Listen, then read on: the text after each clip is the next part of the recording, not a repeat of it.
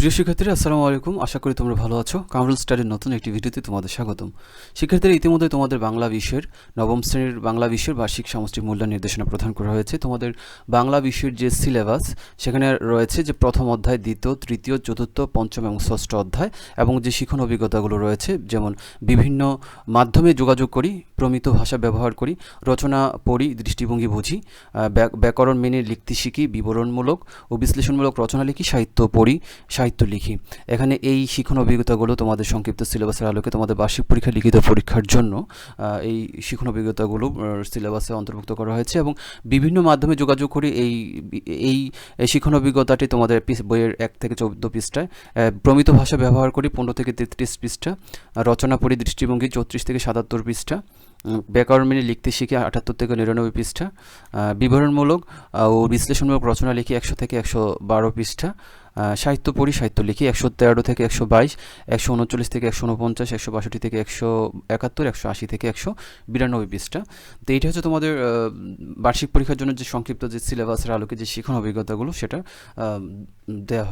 দেওয়া হয়েছে।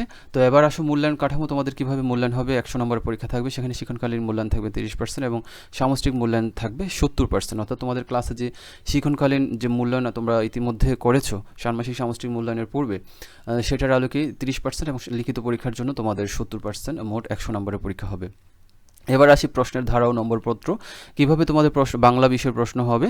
এখানে দেওয়া হয়েছে সামষ্টিক মূল্যায়ন, অভিক্ষার ধরন, লিখিত এবং পূর্ণ নম্বর হচ্ছে 100। আইটেমের নাম, নৈর্বৃত্তিক প্রশ্ন থাকবে 15টি MCQ এবং 10টি এক কথা উত্তর থাকবে।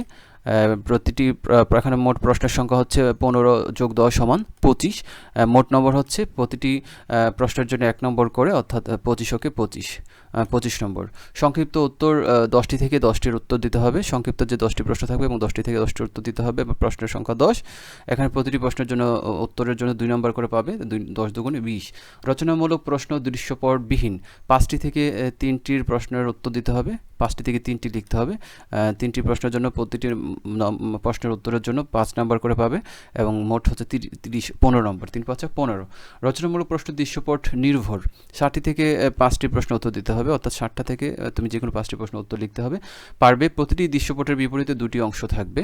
এখানে 5টি প্রশ্ন, 5টি প্রশ্নের প্রতিটি প্রশ্নের জন্য 8 নম্বর করে, 5 8 40।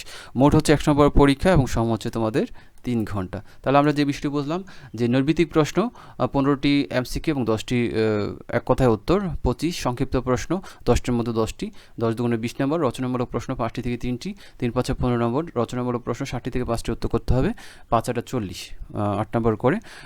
মোট সময় হচ্ছে 3 ঘন্টা।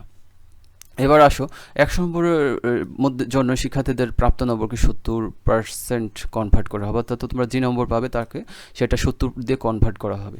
এবার আসো শিক্ষণকালীন মূল্যায়ন। শিক্ষণকালীন মূল্যায়নের ক্ষেত্রে কী কী বিষয় অনুসরণ করতে হবে? অ্যাসাইনমেন্ট, ব্যবহারিক কাজ তোমাদের করতে হবে। এখানে এটার জন্য রয়েছে 10 নম্বর। অনুসন্ধানমূলক কাজ, প্রকল্প, প্রতিবেদন উপস্থাপন, এটার জন্য রয়েছে 10 নম্বর।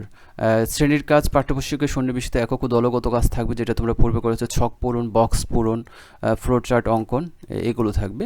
এটার জন্য 10 নম্বর, অর্থাৎ মোট 30 নম্বর। এবার এখানে একটি নমুনা প্রশ্নপত্র দেওয়া হয়েছে যে তোমাদের কীভাবে নমুনা প্রশ্নপত্র তোমাদের বিষয় শিক্ষকগণ করবেন। এখানে যে আমরা যদি দেখি যে বহু নির্বাচনী অভিক্ষার সঠিক বা সর্বোৎকৃষ্ট উত্তরটি খাতায় লেখো। খাতায় লিখতে হবে তোমাদের 1 থেকে 15 এক শব্দে বা এক বাক্যে উত্তর লেখো। এখানে এক বাক্যে উত্তরটি লিখতে হবে। যেমন এখানে প্রশ্ন দেওয়া হয়েছে 1 নম্বর, সম্মুখ স্বরধ্বনি কোনটি? ক অপশন আ, খ অপশন এ, ঘ ই। তাহলে সঠিক উত্তরটি তোমরা এক বাক্যে লিখবে, খাতায় লিখতে হবে তোমাদের।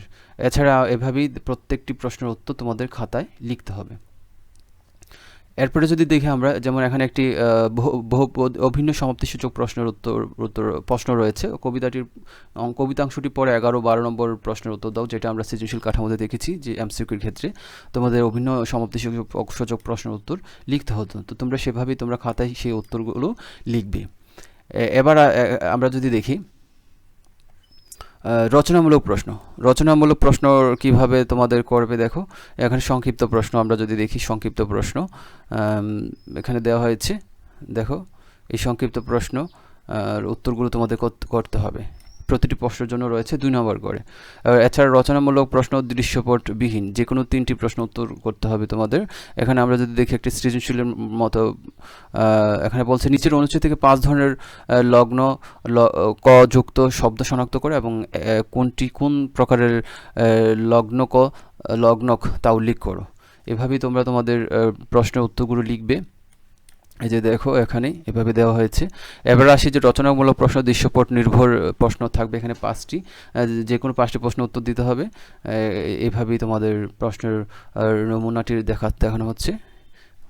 তো এখানে আমরা যদি দেখি যে নিচের ছবিটি কৌশিক সরকারের আঁকা, ছবিটি ভালোভাবে পর্যবেক্ষণ করো এবং সংশ্লিষ্ট প্রশ্নের উত্তর দাও। এভাবেই হয়তো চিত্র থাকতে পারে এবং সেই আলোকে তোমরা তোমাদের প্রশ্নের উত্তরগুলো সম্পন্ন করবে।